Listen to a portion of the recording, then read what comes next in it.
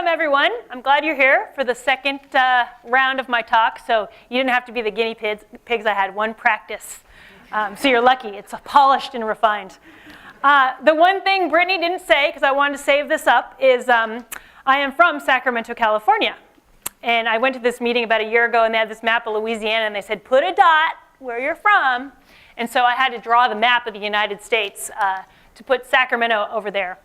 My 78-year-old mother, Grandma Pat, she still lives in Sacramento, and she is my wellness champion. So I'm going to talk a little bit about her, because she is definitely, one who walks the walk and talks the talk, but also has the real problems too.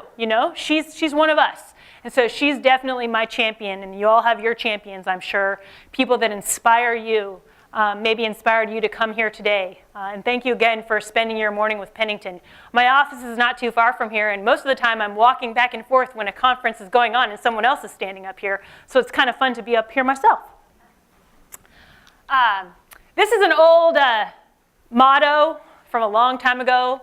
8 hours of work, 8 hours of rest, 8 hours of play. People have worked different hours over generations.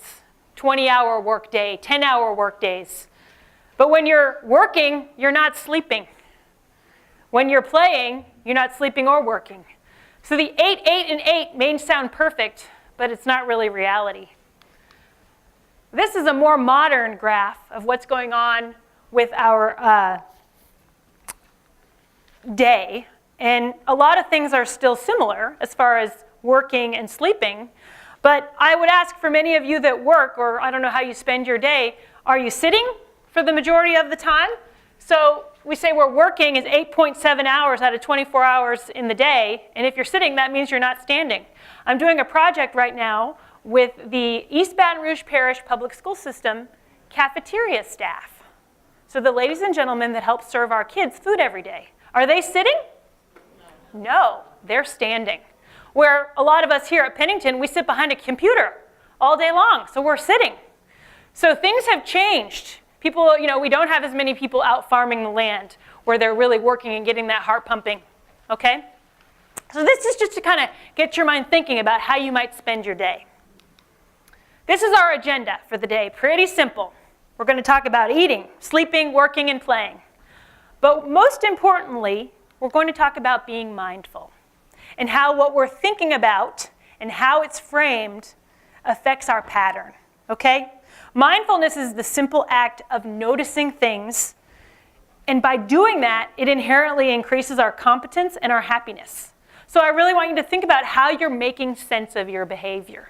You chose today to come to Pennington on Saturday morning. Maybe that changed your regular habit of sitting in bed, drinking coffee, reading the newspaper. I know that's what I would rather do. So why are we here, and why do our healthy patterns matter? Ultimately, what it comes down to, and the nuts and bolts of why we're all here, is to prevent chronic disease, okay?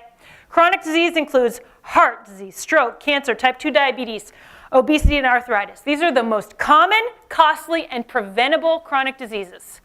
So like I said, we're going to talk about a healthy pattern, but I always like to know the whys. Just like a little kid. Why? Why are we doing this? Why do we care about these things? So heart disease is the leading cause of death for African American and white women in the United States. So we throw these terms around a lot. You hear them on the news, you read them in the paper. What is heart disease? It's a disease of the blood vessels that can lead to a heart attack. So when I was in California, I worked for more than 10 years with American Indian tribes. There are a lot of tribes in Northern California particularly.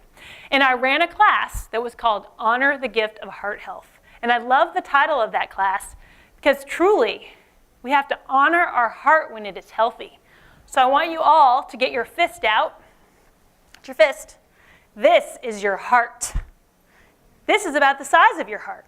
Today, you are here honoring it, taking care of it, so you can put it on your chest. We're honoring the gift of our heart because it is healthy. Okay? The heart pumps about 5 liters of blood every day and beats 100,000 times every day. That is as many seats as there are at Tiger Stadium. Your heart beats for every seat at Tiger Stadium, 100,000 times a day. That's a lot. It's a big job because what does the heart do? Well, it carries oxygen from the lungs to the cells. So if it's not doing its job, then the cells don't want to work, right? This is an artery right here. If the artery gets blocked, the blood can't get where it needs to go. And then you might have a heart attack, and we don't want that. Stroke and high blood pressure are other forms of heart disease. Many of you had the opportunity to get your blood pressure checked. You cannot tell if you had high blood pressure. You cannot say, you do not have the magic wand to say, I have high blood pressure right now. That doesn't work. You actually have to get tested. You have to go to the doctor, or you have to have a machine at home to do that. You have to be mindful. Remember, that's the cloud bubble of thinking about it, okay? So how do we prevent heart disease? By doing the 4 things of our talk today. Eating, sleeping. Well, avoiding tobacco, we could have a whole session on that. We're not going to talk about that today, but that can help. Eating and drinking healthy foods and beverages, getting regular physical activity, getting enough sleep. But the key kicker here is this last sentence.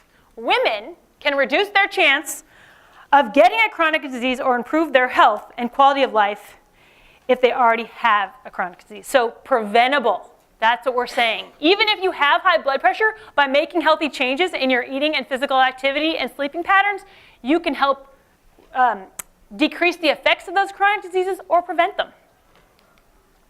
So what is being mindful of your patterns?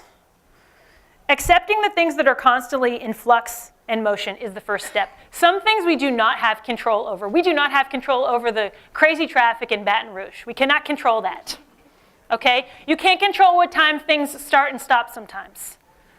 So we kind of just have to be cool with it and then work on the things that we can control. We can control what we put into our mouth.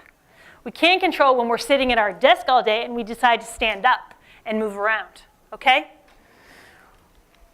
Mindfulness, this is a quote from Ellen Langer. She's a professor at Harvard, and I read her book in the late 90s, and it was called Mindfulness, and it has stuck with me for my whole life.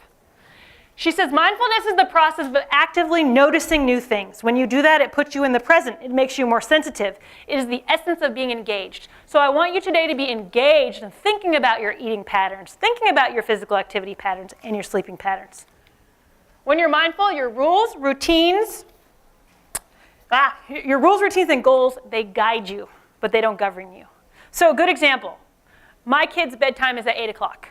Every night, even on the weekends, because if we mess that up, unless we're out doing something, but if we mess that up, then it kind of messes up for the whole week. But last night, 2 of them were playing pretend so nicely.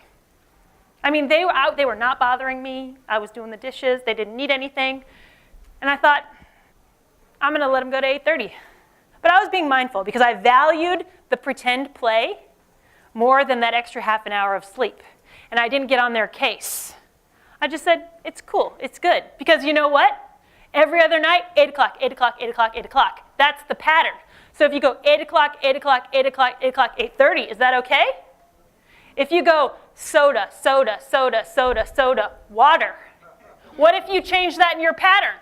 Water, water, water, water, soda. Sitting, sitting, sitting, sitting, sitting. Standing, standing, standing, sitting, standing. So what's the pattern for you?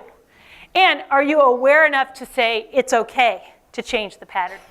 I'm going to have that today. I'm going to have that little piece of king cake today because I didn't have it. All week I didn't have it. Okay? This is a text message. That's what I tried to do. This text message talking about eating.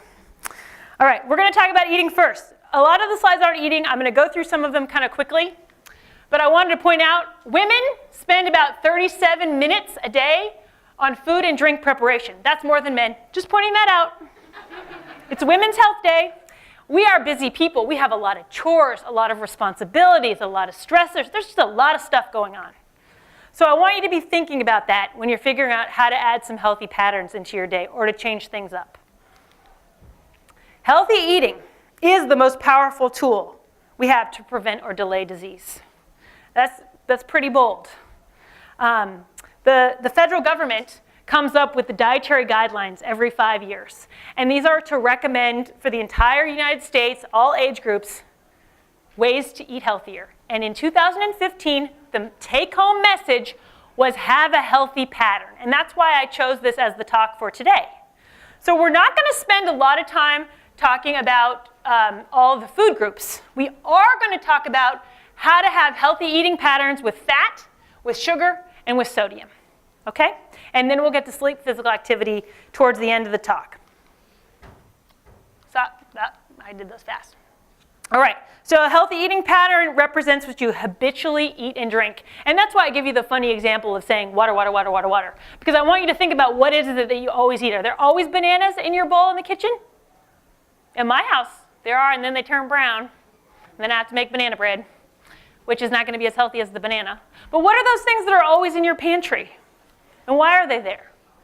So the healthy eating pattern may be more predictive of overall health than individual foods. So I'm not telling you today to go buy beets, to go buy butternut squash, to go do this and that. I'm not telling you to go do all that.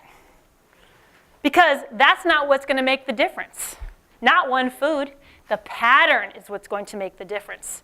If every day you're able to cut back some sugar, cut back some salt, use a different oil over a day, over a week, over a month, over a year, that's what makes the difference. And so that's why having a healthy pattern is more important than saying you got to go eat this one healthy food. It's not going to be one healthy food that's going to do the trick, okay?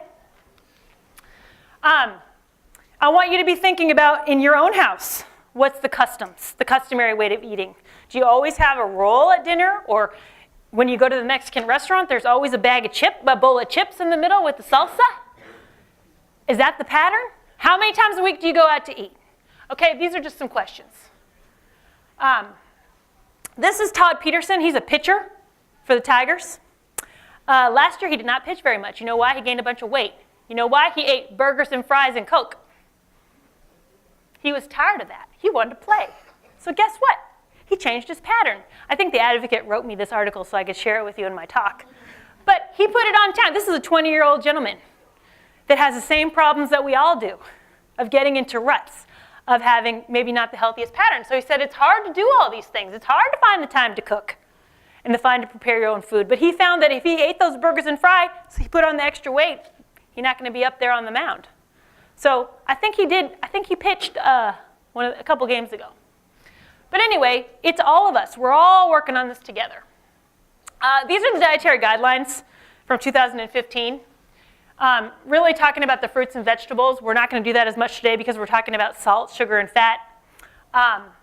But Grandma Pat, I talked to you about her. She lives in Sacramento. She likes to grade plates. So she'll look at your plate and see how much color's on there. And if it's all brown stuff, she's like, C-. There's not enough color. Where's your orange vegetable? Where's the red? Where's the broccoli? Where's the green? Where's the beans? She still does that. She's 78, I'm 41. She still grades my plate. She comes to my house for dinner. This is an A-.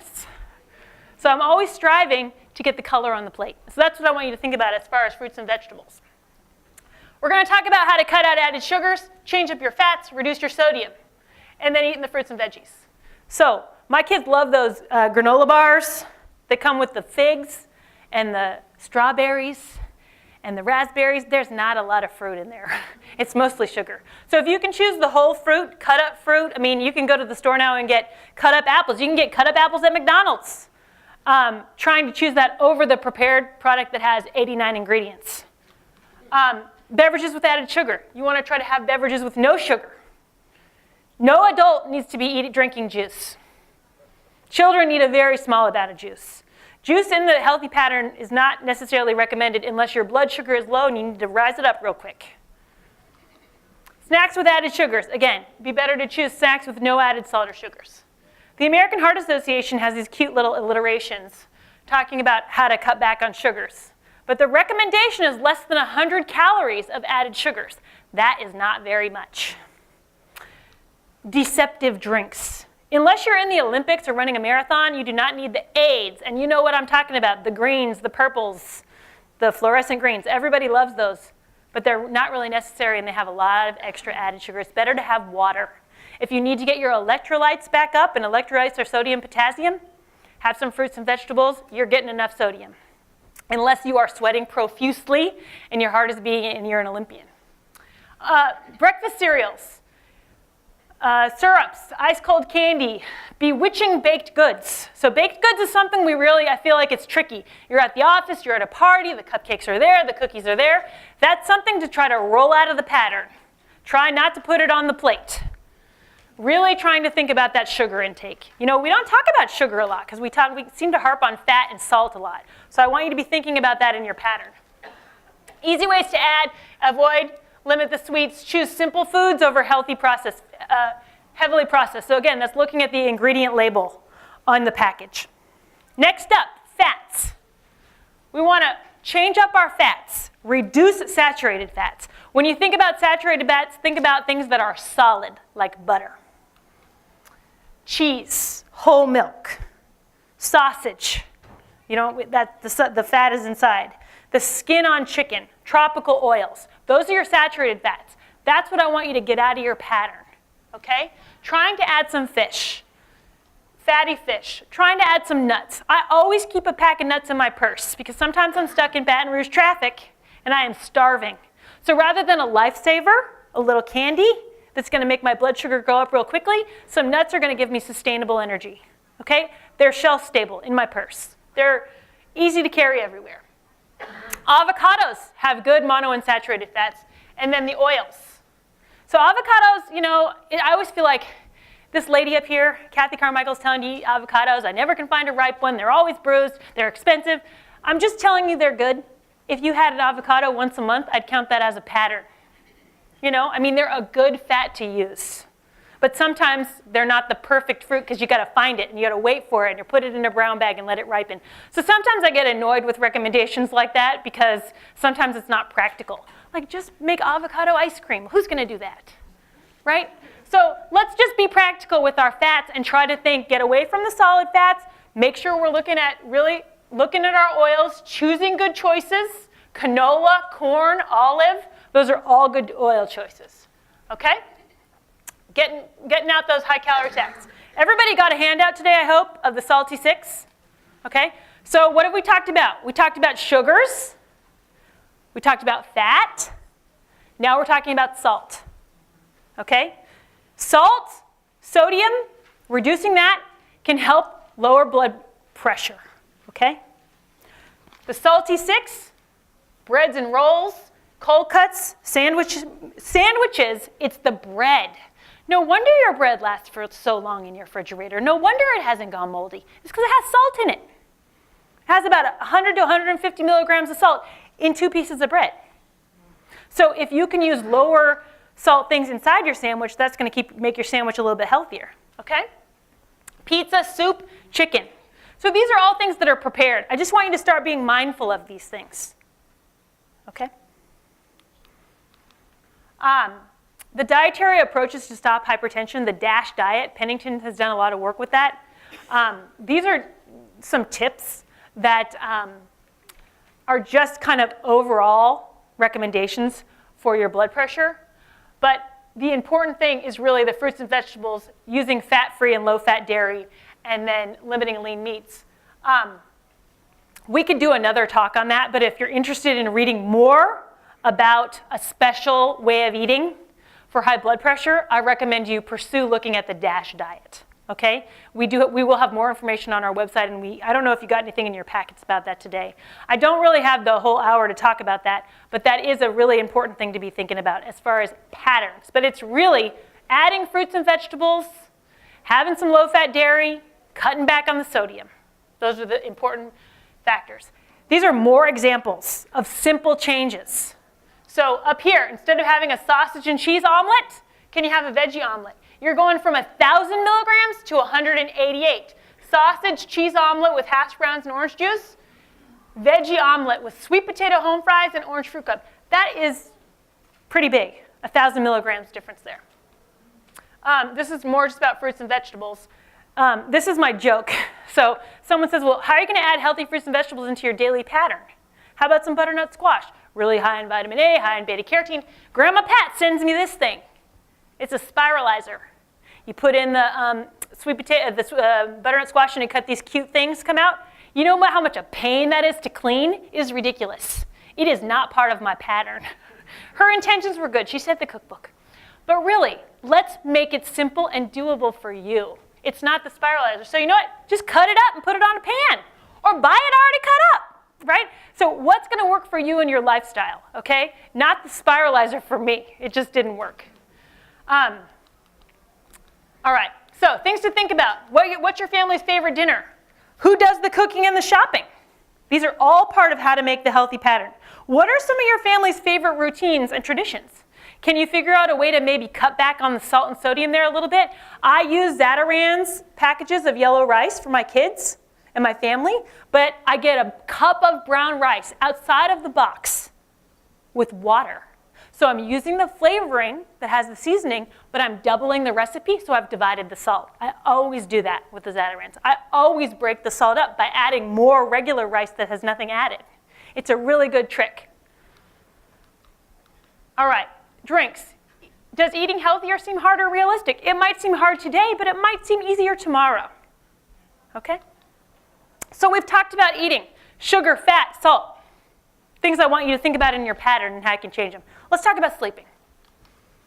This lady, she says, I had this wonderful dream that I slept for 8 solid hours, but then I woke up. So how many of you got your 8 hours last night? Anybody? Okay, we got some. Good, good, good. It can be challenging. Okay? There's something called sleep debt that you want to try to reduce if you can. It's the amount of sleep you should be getting minus the amount of sleep you actually get. And that's sleep debt. So I consider, and the researchers consider, sleep just as important as health and exercise to honor our heart, right? We're honoring our heart today. So we want to take care of ourselves and making sure we can get enough sleep. You want to settle your short-term debt. So if you've been really, really busy, you've got to make sure you make that day to get enough sleep. And address long-term debt and avoid backsliding. Go see your doctor and talk about sleep. Just make that appointment if you really are having trouble. That's what they're there for. Be consistent. Make sure your bedroom is quiet and there's a good temperature. Avoid large meals and exercise. Exercise can really help, okay? The other thing is take a good look at your bedroom. So sometimes we don't talk about the simple things. And I don't want to talk about all the highfalutin this and that. I wanted you to take home today what's really going on with you and your sleep habits, okay? Put away the pets and the cell phone. Make sure your mattress is comfy. Heck, go buy yourself some new jammies. Go to Walmart, $8, get some comfy ones. Get a relaxation app of music. My Girl Scout troop, I had them do an exercise on relaxation, and I played the waterfall music, and I made them lay on their back. A few of them almost fell asleep. Trying something new, change the pattern. That's what I'm saying, change the pattern, okay? And go to bed at the same time each night, except for that every once in a while where you're playing pretend, right? I talked to you about the kids last night. It's okay to make an 8:30 every once in a while, right? As long as over your pattern you're consistent. So let's talk a little bit about playing and working. This is a picture talking about leisure time. So watching TV about 2 hours a day. I know the Olympics are on. You might be watching more than usual. I want us to try to increase sports, exercise, and recreation. We spend a lot of time playing games. So really, this is just thinking about how you spend your free time. At the beginning, we had 8, 8, and 8, and one of those was 8 was leisure hours. So what do? Take a good little survey in your mind and think about that. I mean, I'm like a new quilter. I like to use my sewing machine. My Aunt Jeannie's taught me. And really, if I had another 8 hours in the day, I would want to quilt. And I never thought I would want to do that. I guess this is maturity. But it's really fun for me, and it's so relaxing. But I just don't have the time to do it. So for me, that's my goal, is to figure out how to do that. There's Grandma Pat right there. And there's Carolyn. So Grandma Pat goes to water aerobics every single day. Some days she hates it. I talk to her on the phone every day. Oh, I went to water aerobics today. It was great. Or we didn't have a good teacher. You know, she has all kinds of comments. Not everybody may have the means to be able to go to water aerobics, but the one thing that keeps her going every day are all these people. So who are your people? Where are they? Are they your neighbors, your family, that are going to motivate you to be physically active? Every time I go to Sacramento and visit my mom and dad, I always go to water aerobics. I've gone through all my babies to water aerobics with my mom whenever I had an opportunity. But that's what keeps her going. But sometimes she doesn't want to do it. And so you might not be able to do that. So what could you do? You can do a lot of different things, but anything is physical activity, okay? This is a park. This is a park Pretend it's in Baton Rouge. This is the park that you know of. There's Grandma watching the kids. Oh, they're having such a good time. She's texting. She's having a good time. Guess what? I just built you a track. Walking track. Walking track at the park. So maybe you can't go to water aerobics. Maybe you don't have a swimsuit that fits. But if you can go to the park and you can walk around the track, just think how much physical activity you'll be getting while the kids are playing. You can even talk on your cell phone while you're walking around. All of that counts. If you parked your car far from the conference center today and you're going to walk back, count that. Be mindful. The cloud bubble is here. Count that as positive physical activity. Be happy that you got to do that. Always walking if you're at the park, never on the bench, okay? Types of exercise that are really important for you to be thinking about. The cardio, the aerobic exercise in balance with the muscle is important. So walking is helping to get you the cardio, but if you have some soup cans at home, can you go get them from the pantry and tonight while you're watching TV? You can do some strength training exercises. You can get a Dynaband pretty cheap at any sporting goods or big store, and you can do some Dynaband exercises. There's a lot of videos and apps out on there, but really having the combination of the aerobic with the muscle strength is really good. At any age can you start these things. You do not have to join a gym. You don't have to join Grandma Pat in the pool. You know, you can do whatever you want. Why is it important, physical activity? It makes you feel better. It helps you sleep better at night. Move around more easily. It might even affect your appetite. Have stronger muscles and bones, and balance your energy. Okay? These are the recommendations. They're great, and I want you to do them. But this is what is important. If you want me to go back to the recommendations, I can. I want you to get 30 minutes. I want you to do muscle strength training. I want you to do something. If you sit all day, get up more often. Change your pattern to be able to do that. We had a lady in one of our studies here that participated in a group, and she bought herself a bicycle. She couldn't figure out how to get it to her house, so her neighbor drove the pickup truck to the store, and they put the bike in the back, and then she drove it home, and she sent me the picture, because this was the study that we did that we used the computer to communicate with our participants. And every time I see a bike in the back of a pickup truck, I think of her, because she had to figure out, in her mind bubble of mindfulness, what was going to do it for her. And it was that bike, okay? So how can you do it? Make it a priority. Choose the right activity for you. Choose the right shoes. Make it fun. I think make it fun is probably the most, we had a lot of fun. The people that participated this morning in the physical activity, they were having a lot of fun, all right? Again, this is more about the recommendations. Physical activity is one of the most efficient ways to reduce insulin resistance and lower blood glucose levels. It uses up that extra blood sugar. When I worked in the American Indian community again, a lot of my participants had lived on Indian reservations. And so we did res aerobics, because that's what they called it in the reservation. And it was very specific to that community. We also did chair aerobics. So a lot of my clients just had trouble standing. So I said, that's not going to stop us. And so we sat in our chairs. On cable TV, there's Sit and Be Fit. You know, there's something out there for everybody, really. I've even, in the old days, had a cassette tape, and it was car aerobics. Like you squeeze your gluteus while you're driving. I mean, all kinds of crazy things. So it's anything, okay? We've talked about eating. We've talked about sleeping. We talked about physical activity. I want to talk a little bit about our role as women and men, women today, because it's Women's Wellness Day, in the community and in our workplaces, to promote walking programs and policies where you live, you work, and you play. So again, I kind of have these main points, these big picture items. So if you go to church, do you have the opportunity to walk or be outside? Where do you like to play? Let's think about those kinds of things. In your community, are there safe places for kids to play? Can you be an advocate? Because we really have to be thinking we have ourselves, and then we have the greater picture, our community. And that's an easy way to think about it, living, working, and playing. In your work site, what's going on there? What's in the vending machine? We have this big lake at Pennington. I would like it to be busier. It's not that busy. People are working.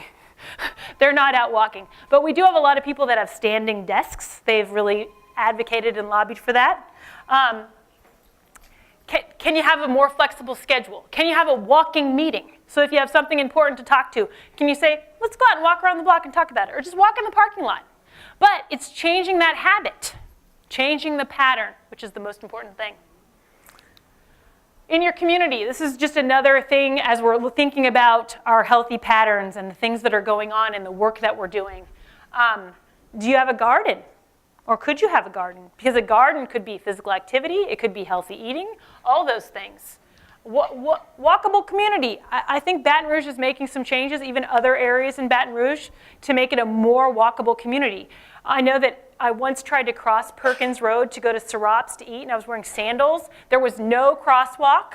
There was no plot of cement. I had just moved here, and I got attacked by red ant bites. And I was just trying to walk to get lunch, but I couldn't do it successfully at Pennington, the research center.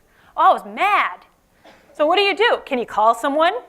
You know, those are the kinds of things you want to be thinking about, okay? Even in your own house, is there a safe place in the backyard to play or to walk? As we've talked about the changes we're going to make in our eating pattern and sleeping and physical activity, the one lifestyle change that all these things may affect is your body weight. And so we know that lowering body weight by 5 to 7% can reduce your chance of getting type 2 diabetes by 50%. And that's pretty dramatic. Someone who weighs 200 pounds needs to only lose about 10 to 14 pounds. That's not very much. So hopefully some of the things today that we've talked about can help. And ultimately, we're going to honor our heart, maybe lose a little bit of weight, and really be well. Be well. Be positive. I made the other group actually write this down. I don't know if you have a pen, but I want you, or make the mental note. I want you all to leave here today thinking about these 4 things and what you can do in your own environment, being mindful, like Dr. Langer said, not letting everything that's in flux that we can't control bother us, but take care of the things that we can control. What are you going to do to maybe take control of your eating patterns? What are you going to change in your pantry or your fridge or how you're cooking? If you want my spiralizer, we can meet you later and I'll give it to you. If you want to use that, it's not going to work for me, but it might work for somebody who's like totally into using fruits and vegetables in a new way. Or go buy yourself a really nice new knife so you can cut the fruits and vegetables. Because if the knife that you're currently using doesn't work and you hate it, then change that. I mean, sometimes it's just those simple things. If the sheets on your bed are uncomfortable, go buy some new ones or rewash them. Get a new laundry soap. But let's make some changes. So I said add a fruit at breakfast. That's easy. That's all it is. It doesn't have to be big, but just think. Fruit, fruit, fruit, no fruit. Fruit, fruit, fruit, no fruit. So it's the pattern over a week, over a month. Big picture. I said, buy myself some new PJs. That's what I'm going to do because all mine are ratty. And I feel like if I put on the new pajamas, I'm going to be so excited to go to sleep, and I'm going to sleep better. Or someone in the last session, she wanted to know the app, and I can tell you at the end that I use for the relaxation melodies. Because that might be what it is, really just putting a new mindset on. Can you leave a pair of sneakers in your office under your desk? You know, a colleague of mine, she said to me the other day, I just couldn't make it to this meeting because I had my heels on and I couldn't walk across campus. And I thought, gosh, that means she missed out on an exercise opportunity.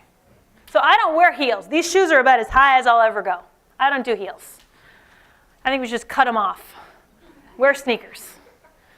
Can you plan a walk or a hike with a friend? That's really having socialization. You know, getting Grandma Pat to get to her water aerobics class is not the water aerobics. It's all the people that she talks with every day. That's the important stuff. These are some pictures from Doc's Dash. That was an event we had at Pennington the last couple of years, and I just like them because they're inspirational. And we have reached the finish line. So we have time. I went a lot faster this time. I was more together. You guys were my second group. We wanted to make sure we had enough time to answer your questions. And I know I did cover a lot of information. These slides will be up on the internet for where you registered, so you can go back and look at them. But the real take-home message, as we are at the finish line, is for you to be thinking about that mindfulness and being aware and just stopping and taking a good look. Because I think sometimes we get really frustrated and we think, I got to make it happen. I don't want you to have the all or nothing attitude. I want you to be thinking about, yeah, today I had the berries on my oatmeal. I got to add a fruit to my breakfast, or I got to take a little walk. All those things count, and sometimes it's just adding a simple thing every day and then making it into a habit and making it into a pattern. And then our bodies and our minds can change up, and we train them up to do that. You know, I have 3 kids. And if I give them a plate of food, and then on a separate plate I put 1 Girl Scout cookie, the oldest child will save the Girl Scout cookie for the end, after she's eaten her dinner. The middle child will take a bite. He'll like, chicken, cookie, chicken, mashed potatoes, chicken, cookie. That's the middle child. And then the last child will eat the cookie first. So you know what that's just a reminder? We are all different. Our eating patterns are, the children will probably always be like that. She'll save it, he'll do it in the middle because he's a mild-mannered guy, and the other kid is just in the race to eat the good stuff. So our families are all like that. We all operate differently. But how can we introduce some healthy, happy changes?